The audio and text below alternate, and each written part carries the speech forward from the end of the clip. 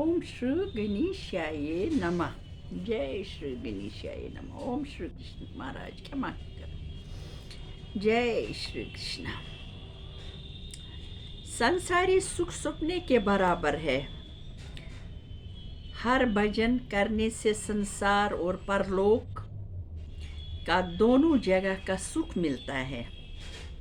जिन लोगों को संसार में दर्द और दुख लगा रहता है, हर रूपी कथा सुनने से और पढ़ने से छूट जाता है सब दुख। संसार में सब तरह का दुख सुख पिछले जन्म के कर्मों से होता है। हर भजन करने से सूली से कांटा रह जाता है, यानी कुछ फर्क पड़ता है। हर चरणों का ध्यान करने से संसारी माया छूट जाती है। जय हो। बुरी संगत में रहना नहीं चाहिए। कुछ सुख नहीं मिलता। जो कोई आदमी 5 दिन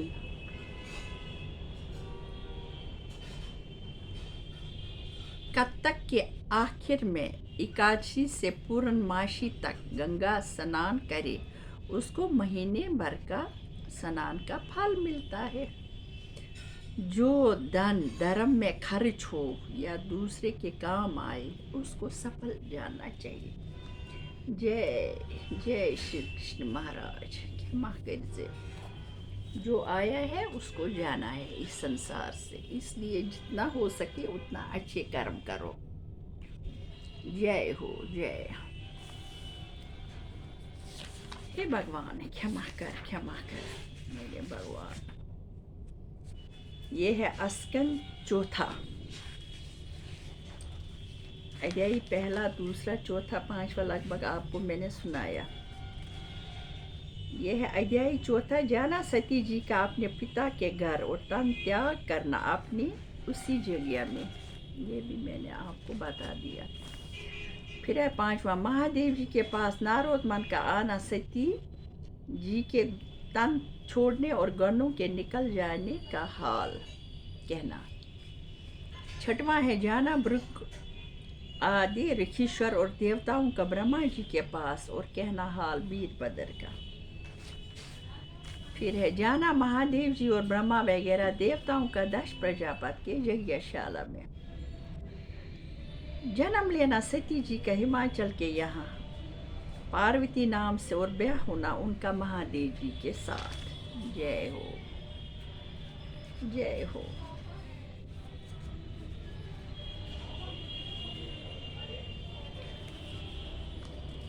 जय हो।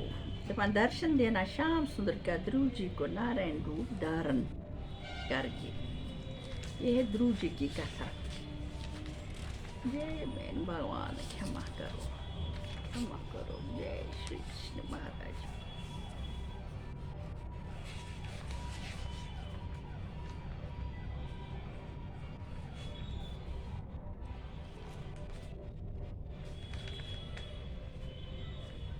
जय हो। जय।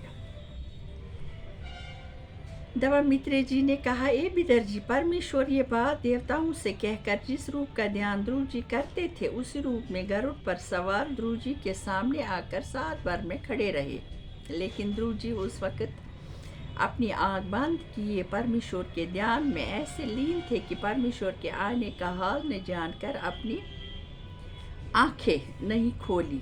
तब श्याम सुंदर ने अपना स्वरूप ध्रुव जी के अंतःकरण और ध्यान में से बाहर खींच लिया, और जब ध्रुव जी ने परमेश्वर का रूप अपने हृदय में न देखा, तब घबरा कर आँख खोल दिए तो क्या देखा कि जिस रूप का ध्यान मैं हृदय में करता था, वही रूप सांवली सूरत मुनि मूरत मेरे सामने खड़ा है। तब ध्रुव जी ने इस परम ब्रह्म परमेश्वर के पराक्रम करके दंडवत की और उनके चरणों पर सर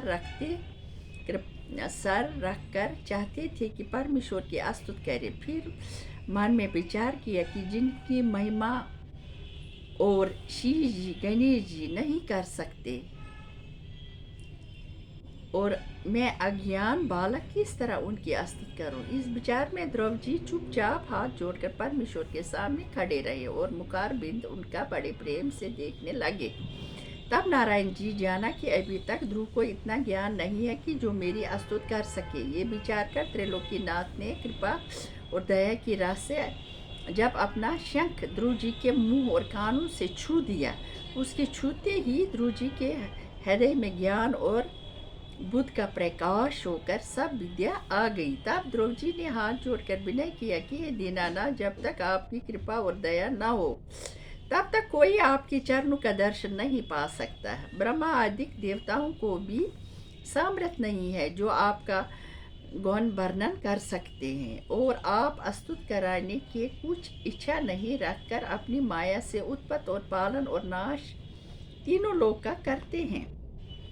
और सब जीव ब्रह्मा जी से लेकर चींटी तक आपकी माया से तीनों लोक में पैदा हुए, लेकिन सबके मालिक परम ब्रह्म त्रैलोकीनाथ है।